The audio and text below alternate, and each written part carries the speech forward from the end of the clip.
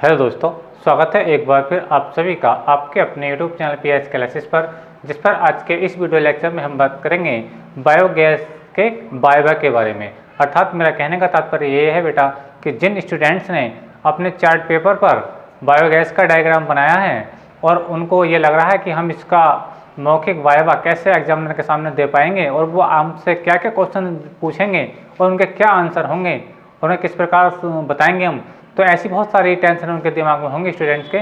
तो आज के इस वीडियो लेक्चर में जिन लोगों ने ये डायग्राम अपने चार्ट पेपर पर बनाया है प्रैक्टिकल से संबंधित, तो हम आज इस टॉपिक से संबंधित सारे क्वेश्चनों को अभी इसी वीडियो में सोल्व करा करके बता दूंगा।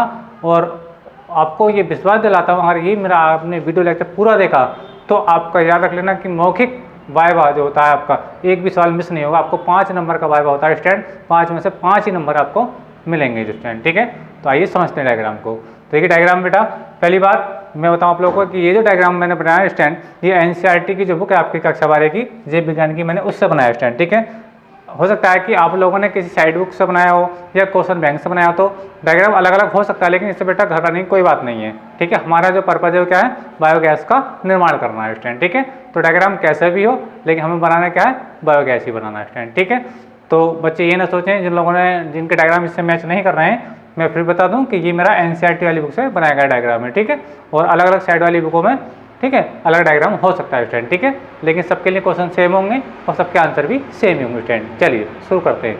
तो देखिए बेटा, पहले हम बात करेंगे, पहले डायग्राम को समझा देता हूँ मैं, डायग्राम किस प्रकार से बनाया हुआ है स्टूडेंट। ठीक है, देखिए बायोगैस का दूसरा नाम क्या है बेटा, गोबर गैस। बायोगैस का दूसरा नाम क्या है बेटा, गोबर गैस है। ठीक है, और बायोगैस का एक तीसरा नाम और भी है, वो तीसरा नाम क्या है बेटा, जैव गैस। क्या है बेटा, जैव गैस। तो याद रखें बायोगैस के 3 नाम, बायोगैस एक नंबर नाम, गोबर गैस दूसरा नाम, जैव गैस तीसरा नाम।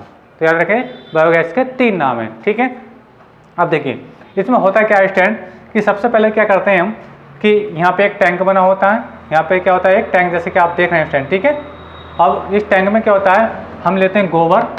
ठीक है, गोबर गाय का, भैंस का या किसी और जानवर का स्टैंड। ठीक है, गोबर के साथ साथ बेटा अब जैसे आपके घरों में सब्जियां छिलती हैं, ठीक है, उनके छिलके वगैरह होते हैं, या फसलें जब कटती हैं तो वहाँ पे बहुत सारा कचरा इकट्ठा हो जाता है खेतों में।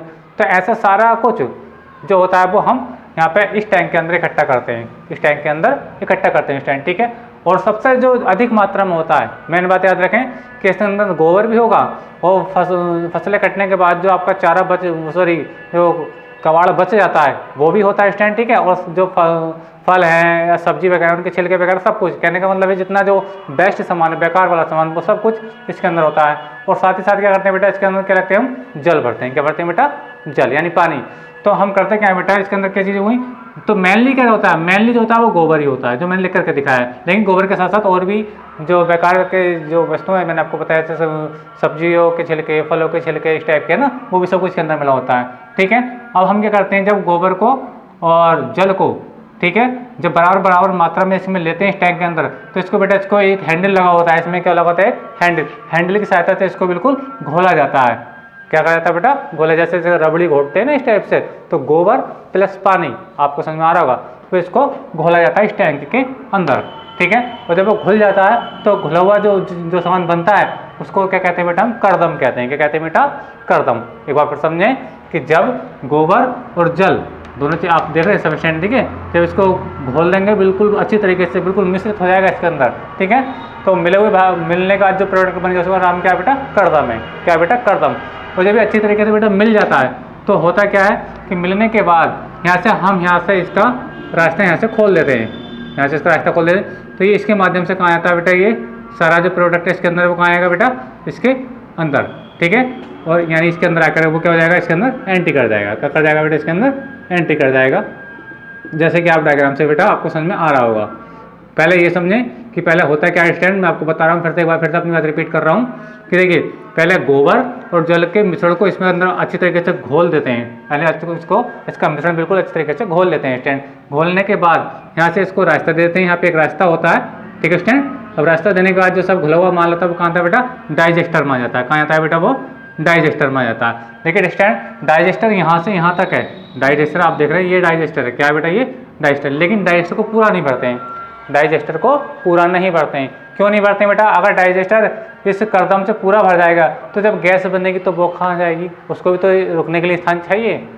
अगर क्वेश्चन में आ रहा है, कहने का मतलब है तो ये जो मैंने डार्क वाली लाइन दिखाई है, डार्क वाली लाइन, तो इस कर्दम को यहाँ तक भर देते हैं डाइजेस्टर के अंदर। अगर क्वेश्चन में आ रहा होगा स्टैंड, यानी ये आप देख रहे होंगे स्टैंड, ठीक है। जब इतना इसके अंदर भर देंगे स्टैंड, ठीक है, तो इसको लगभग 4 से 5 दिन तक ऐसे छोड़ देते हैं। ऐसा नहीं है कि जैसे इसके अंदर इसको एंट्री कराएंगे तो तुरंत गैस बननी शुरू हो जाएगी, बेटा ऐसा नहीं होता है। कम से कम 4 से 5 दिन लगते हैं इसको बनने में, 4 से 5 दिन, ठीक है।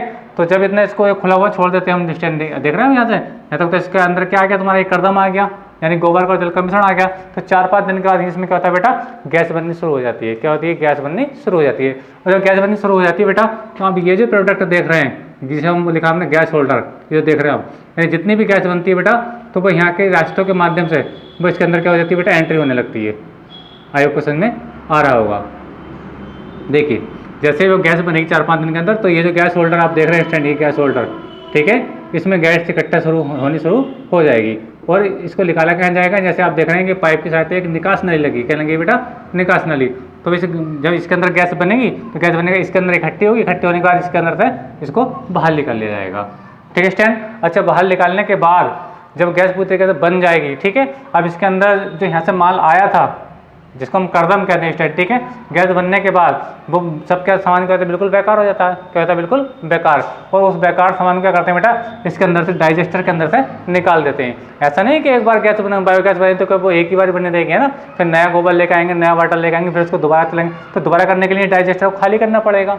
तो खाली कहाँ से करते हैं बेटा? यहाँ से करते हैं। कहाँ से करते हैं? यहाँ से। यानी गैस बनने के बाद जितनी गैस बन गई तो बन गई, ठीक है, अब जो बाकी सामान बच गया, ठीक है, और वो इसके हाथ से इसके अंदर से निकाल लिया जाएगा, इस रास्ते के माध्यम से इसके अंदर निकाल लिया जाएगा, जिसे हम क्या कहते हैं वैसा?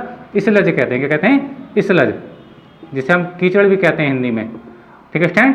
तो वो इसके अंदर इसको जो टैंकों को खाली करने है, डाइजेस्टर को खाली करने के लिए यहाँ इस रास्ते से इसको खाली कर दिया जाएगा, ठीक है स्टैंड। और इसको हम क्या कहेंगे? इसलज। अभी इसलज का बड़े काम, इसका बड़ा यूज होता है। इसका यूज ये है बेटा कि ये जो इसलज बच जाएगी, ठीक है स्टैंड, आप समझ रहे होंगे मेरी बात को, तो हम इसको खाद के रूप में यूज करते हैं, यानी देसी खाद के रूप में यूज करते हैं। यानी किसान लोग अपने फसलों में इसको यूज करते हैं, जमीन में डाल देते हैं, और ये कच्चा खाद बड़ा अच्छा काम करता है स्टैंड, ठीक है। तो कहने का मतलब ये है कि हम उधर गैस भी प्राप्त हो गई और यहाँ पे जो बच गया वो हमें खाद के रूप में प्राप्त हो गया। आयोग क्वेश्चन में आया होगा कि इस प्रकार से इसकी क्रियाविधि होती है, ठीक है। अब मैं बताता हूँ कि इससे संबंधित आपसे बायो में क्या सवाल पूछे जाएंगे। चलिए शुरू करते हैं पहले सवाल को। देखिए पहला सवाल लेते हैं स्टैंड। सवाल है बायोगैस क्या होती है? बायोगैस क्या होती है? आपसे एग्जामिनर पूछेंगे बायोगैस क्या होती है, तो याद रखना biogas methane, carbon dioxide, hydrogen sulphide, hydrogen, यानी बहुत सारी गैसों का क्या होती है? मिश्रण होती है। लेकिन इसमें मुख्य गैस जो होती है वो क्या होती है बेटा? मीथेन होती है। कौन सी होती है? मुख्य जो गैस है आप देखें CH4, जो मेन जो गैस होती है बेटा क्या होती है? मीथेन। और इसके अंदर क्या होता है? CO2 भी होता है। क्या होता है बेटा?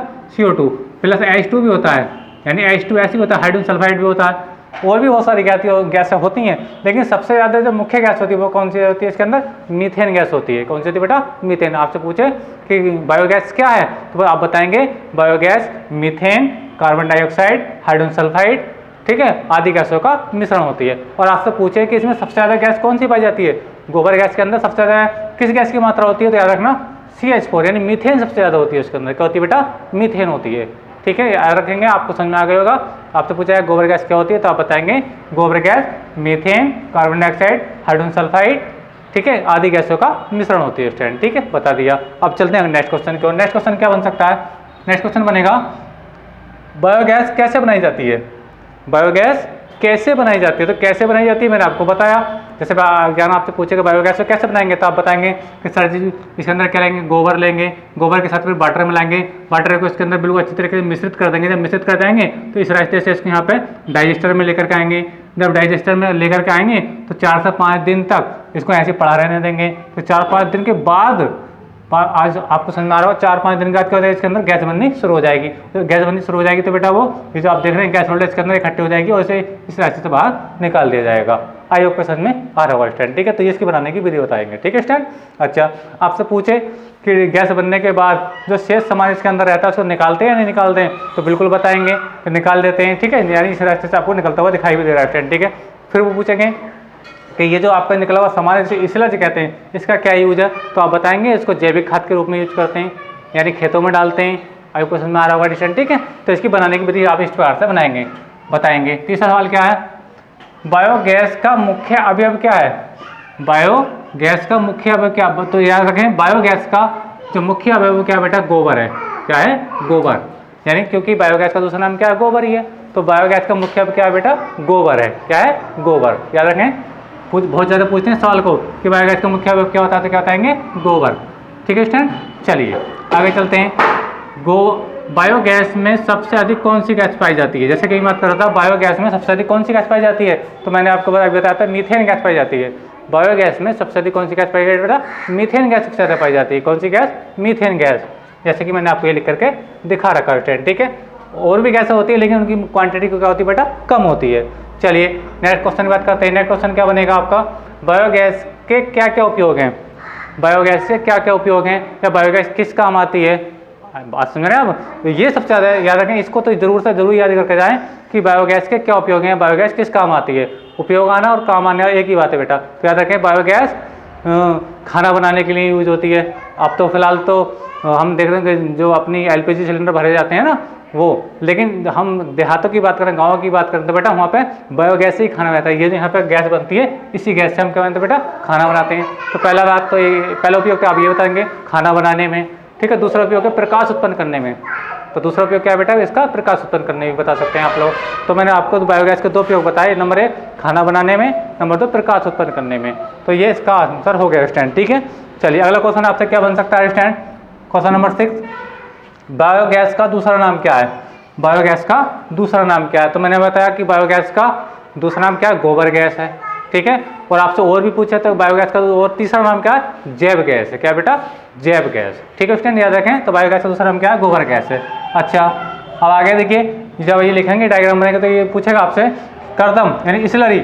आपने जो जिस बच्चे ने इंग्लिश में नाम लिखे हैं स्टूडेंट, तो इसको क्या कहते हैं? कर्दम को स्लरी कहते हैं। स्लरी क्या होता है? स्लरी क्या होता है? तो देखिए यहाँ गोबर तथा जल, गोबर और जल का जो मिश्रण होता है वो कर्दम कहलाता है। कर्दम का मतलब इंग्लिश में बोलते हैं स्लरी कहलाता है। बिल्कुल आसान बता सकते हैं, गोबर और जल का मिश्रण क्या कहलाता है बेटा? स्लरी कहलाता है या कर्दम कहलाता है, ठीक है। आपसे हिंदी में पूछे तो आप बता सकते हैं कर्दम क्या होता है, तो गोबर और जल का मिश्रण क्या होता है बेटा? कर्दम कहलाता है। चलिए नेक्स्ट क्वेश्चन क्या है? नेक्स्ट क्वेश्चन को लगाते हैं। गोबर में कौन सा बैक्टीरिया पाया जाता है? गोबर में कौन सा बैक्टीरिया पाया जाता है? ये बहुत इंपॉर्टेंट है, क्योंकि जब गोबर से गैस बनी तो बेटा इस यहाँ पे जो गैस है, यहाँ पे जो गोबर आया, गोबर और जल का मिश्रण, तो ऐसे वो कौन से सूक्ष्म जीव हैं गोबर में उपस्थित, उसका नाम पूछा गया है। तो गोबर में कौन सा बैक्टीरिया उपस्थित होता है या जीवाणु उपस्थित होता है? तो याद रखें, गोबर में कौन सा बैक्टीरिया उपस्थित होता है, तो इसको बोलते हैं बेटा मीथेनोबैक्टीरियम। मीथेनोबैक्टीरियम में लिख देता हूँ, मीथेनो, इसको याद कर लें। गोबर में कौन सा बैक्टीरिया होता है बेटा? कौन सा जीवाणु होता है? मीथेनोबैक्टीरियम। मीथेनोबैक्टीरियम याद रखें, गोबर में कौन सा जीवाणु होता है? मीथेनोबैक्टीरियम। जब ये गोबर को अपघटित करता है, आयोग को समझा, जब इसको खाता है, ठीक है। और याद रखें, इसको जीवित रहने के लिए वायु की आवश्यकता नहीं होती है। मीथेनोबैक्टीरियम बहुत ही गाढ़े कीचड़ में पाया जाता है, बहुत ही गाढ़े कीचड़ में पाया जाता है, यानी उसे जीवित रहने के लिए वायु की आवश्यकता भी नहीं होती, इसलिए इसको अवायवीय जीव कहा जाता है। क्या कहा जाता है? अवायवीय जीव। उसका नाम क्या है बेटा? मीथेनोबैक्टीरियम स्टूडेंट, ठीक है। चलिए आगे चलते हैं। अगला क्वेश्चन क्या देखिए, जिन सूक्ष्म जीवों की सहायता से गैस का निर्माण होता है उन्हें क्या कहते हैं? इसे पूछा गया है कि जिन सूक्ष्म जीवों की सहायता से बायोगैस का निर्माण होता है उसे क्या कहा जाता है? तो देखिए मैंने इसका नाम लिख दिया है, उन्हें कहते हैं बेटा मीथेनोजेन। मीथेनोजेन कहने का मतलब ये है बेटा, जिसके अंदर गोबर मिला होता है, गोबर के अंदर क्या होते हैं? बहुत सारे सूक्ष्म जीव होते हैं। क्या होते हैं बेटा? सूक्ष्म जीव होते हैं, क्योंकि वही तो इसको खाते हैं। इसको जो स्लज होती है, जो तुम्हारी ये कर्दम है, इसको इसके अंदर जो इसको खाएंगे स्टूडेंट, ठीक है, उनके खाने यानी इसको अपघटित करने पर, ठीक है, तभी तो क्या बायोगैस का निर्माण होता है। तो वो कौन से बैक्टीरिया होते हैं? उनको क्या कहते हैं बेटा? मीथेनोजेन कहते हैं। यानी गोबर के उपस्थित, गोबर के अंदर जो बैक्टीरिया होता है उसको कहते हैं बेटा मीथेनोबैक्टीरियम कहते हैं, ठीक है। अच्छा, जिन सूक्ष्म जीवों की सहायता से बायोगैस का निर्माण होता है उन्हें क्या कहते हैं बेटा? मीथेनोजेन कहते हैं। यानी जिन सूक्ष्म जीवों की सहायता से बायोगैस का निर्माण होता है उन्हें कहते हैं बेटा मीथेनोजेन कहते हैं। कहते हैं मीथेनोजेन। और आपसे पूछे कि गोबर में कौन सा बैक्टीरिया पाया जाता है, तो आप बताएंगे मीथेनोबैक्टीरियम, ठीक है, याद रखें। आई होप समझ में आया होगा। गोबर में पाया जाने वाला बैक्टीरिया का नाम क्या है? मिथेनोबैक्टीरियम है। और बायोगैस के निर्माण में बायोगैस का जो निर्माण जिन सूक्ष्म जीवों की सहायता से होता है उनको हम क्या कहते हैं बेटा? मिथेनोजेन कहते हैं। क्या कहते हैं बेटा? मिथेनोजेन। तो स्टूडेंट इतना अगर आप जो मैंने बताया आपको, अगर आप इतना याद करते हैं बेटा, आपके 100% 5 में से 5 नंबर पूछे आएंगे। तो स्टूडेंट अगर आपको वीडियो भी पसंद आई तो वीडियो को लाइक कर दीजिए, शेयर कर दीजिए, कमेंट कीजिए, और चैनल पर नए हैं तो चैनल को सब्सक्राइब भी जरूर कर लीजिए। आज की वीडियो लेक्चर पर इतना ही। थैंक यू, धन्यवाद, बेस्ट ऑफ लक।